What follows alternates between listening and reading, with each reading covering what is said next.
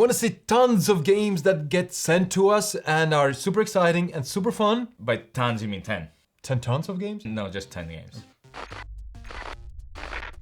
In this video, we're gonna talk about the 10 games.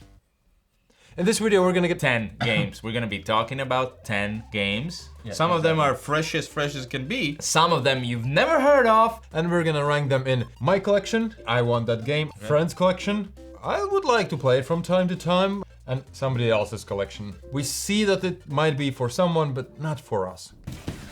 Raising robots. In this game, you play scientist or a kid that invents things. Dexter. Have you seen Dexter's Laboratory? So you basically play Dexter and try to build robots that will give you resources to build more robots and try to get most victory points. Each turn, you take your little kid inventory and go through different phases. Mostly during these phases, you will place new robots, upgrade actions, or get new resources. But which phases you can go through is decided by all the players collectively. The player will select what phases will be active, then we'll flip them open and we'll go through those phases. But the coolest part is, during some of those phases, you will also activate all the robots in a single line, and they have different powers. Quite complex combo building resource management game. And while I'm playing, I really feel like I need to do this, but I can't do this. I don't have enough duct tape. For me personally, friends could have it? Yeah, I also put it into the friends collection. Always add in the comments if you've played the game we're talking about, what category would you put it on?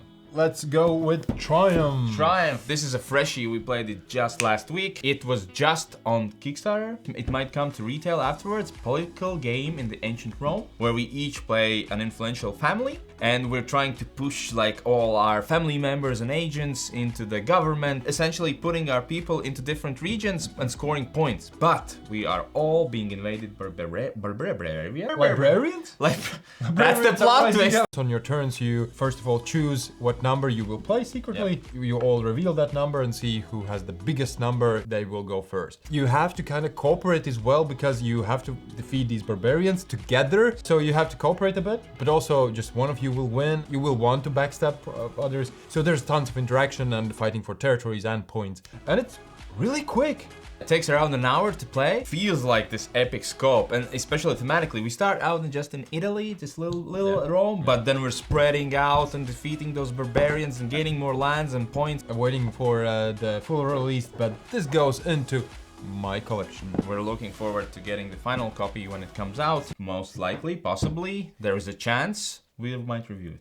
Hey, just in the middle of the video, we want to jump in and quickly say, okay? Yeah. Quickly. So make it quick. Okay. Please be our supporter, because it's the best way how we can make these videos and continue making videos. I'll do quickly one as well. You also get an extra video every month where we talk about things we don't talk about here. And also you get access to our Discord channel. Our Discord server is the best.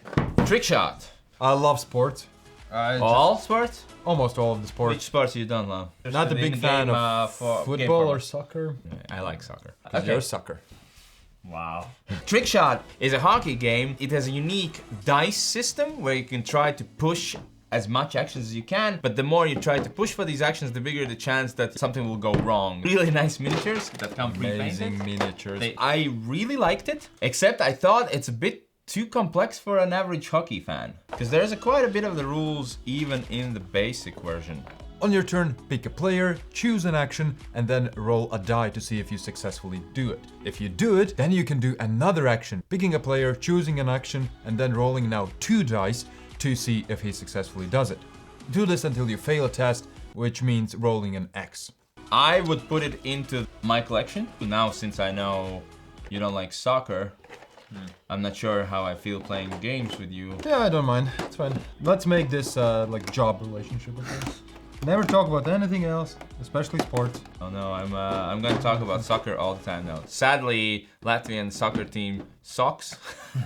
I have Forge Flame. What is this? Nobody's heard of this one. It's coming to Kickstarter February, I think. Yeah. In Forge Flame, you play 2 of different creatures. You mix their decks together, and these creatures are maybe this robot or this mountain person or this slime thing. And you try to create artifacts. You go through this mine, try to pick up different gems, and then melt them to create artifacts. And the coolest part is exactly what you are doing. These minis actually hold these gems and pieces. On your turn, you play one card that names a specific creature that you can use, and you can move with it, pick up gems with it. Fight kobolds. There's a lot of unique and interesting things here that we really enjoyed. Overall, it's a fun thing, yet when you try to get these artifacts, you're more trying to squeeze out what can you pick up and not plan too much ahead. Some characters felt more powerful than others. Yeah, they definitely did. But there were great and unique ideas which I loved.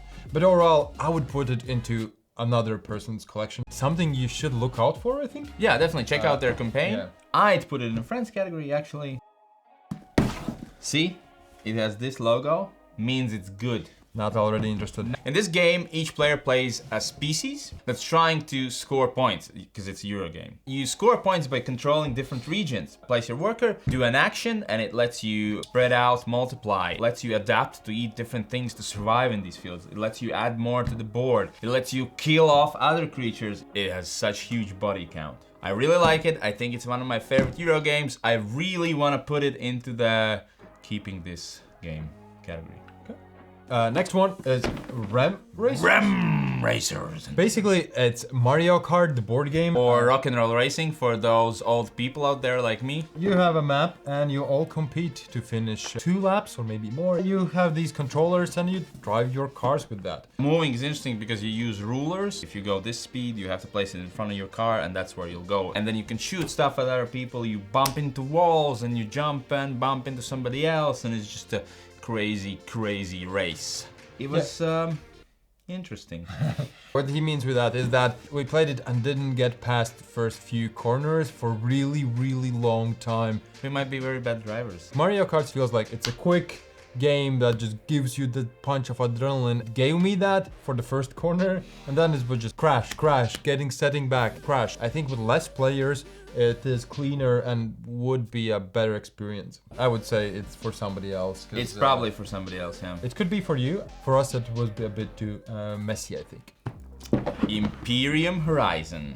Competitive deck building game that you can play also solo. But it's very unique in that way that there's so many things that you do with your cards. You can just discard them, you can keep in your hand, you can place them underneath other cards to keep them out of your deck. It has so many keywords that you have to remember the first time. It's crazy. One faction will give you like glory cards. You'll go through that glory deck, get those, and those give points for different things. And then there'll be another faction that ignores those scoring cards at all and scores in a totally different way, and you have to totally switch your mindset and play a whole different game. If you ask me, it's definitely in my collection. I mean, come on, I started sleeving this. Do you know how many games I sleeve per year? 3 max. So someone else's collection? Nah. Resident Evil, the video game, the board game, the third thing. Yeah, this one is the first one, but it came out the third one because they've released the second one, then the third one, now the first one. Are you following along? It's a cooperative game where you play these survivors that go in mansion and try to complete different missions while staying alive. Yeah, well, it's full of zombies, surprise, and different monsters, and they're hard to kill, so maybe you don't have to shoot everything that moves, and I don't think you can shoot everything that moves because you're gonna run out of bullets. Campaign game where you have different levels that you have to run through to win the game. One of the best parts is that your actions are super simple. Move, either shoot, open or close doors, or pick up an item. But it's very puzzly because the zombies are not really smart. Because if you close the doors, they go like, huh? Where did it go? What? It sets up a really cool puzzle. There are events that open doors or make them do crazy stuff, these zombies. It's very thematic and atmospheric. It goes into my collection. I think it's overall a really good game. And especially if you like dark and ugly covers. No, okay, it's not ugly. Books of Time is essentially an engine builder Euro game where, wait for it, you have books. You start with some actions that you can do in your turn, but during the game, you actually place cards into those books that will let you do actions. Turning the pages is part of the gameplay, and it's really unique that way. And I played it once so far, I loved it, and the people who I played it hated it. So it's you. Was it me? It's me, right? It's not a skill issue, it's a Giannis issue. And I'd say it goes into my collection. A lot of games in our collection. The thing about Books of Time is we haven't had a lot of time to play it. Utopia. In this game, you play characters that are from the future and travel back in time. You want to change the past events, so your kind of group, your family is stronger in the future. And you win the game if you change enough events for your benefit. You take your workers and place on different actions and then do those actions. The unique thing is that there is assassination tile where you can place your ship there, shoot somebody on different space and then do their actions. They go into a loop and lose actions as well. There's like really funny stories when you change some events. Not as polished as I would like to, and the rulebook didn't explain a lot of keywords, and then the end game was just us stopping everybody from winning. The last hour was just like, okay, if we don't all do these things, he's gonna win. If we don't do all these things, that he's gonna win. We can't stop it. And it just dragged on. Even though there's a lot of good and unique things here, it's just not for me. It would be in someone else's collection. And there's David Bowie right here. Yeah. So those were the 10 games that got sent to us. We will review most likely some of them. Maybe you can write down which ones you would like to see. Most importantly, if you have played them, rank them yourselves. Are they in your collection? Are they your friend's collection? Or would you say it's for someone else?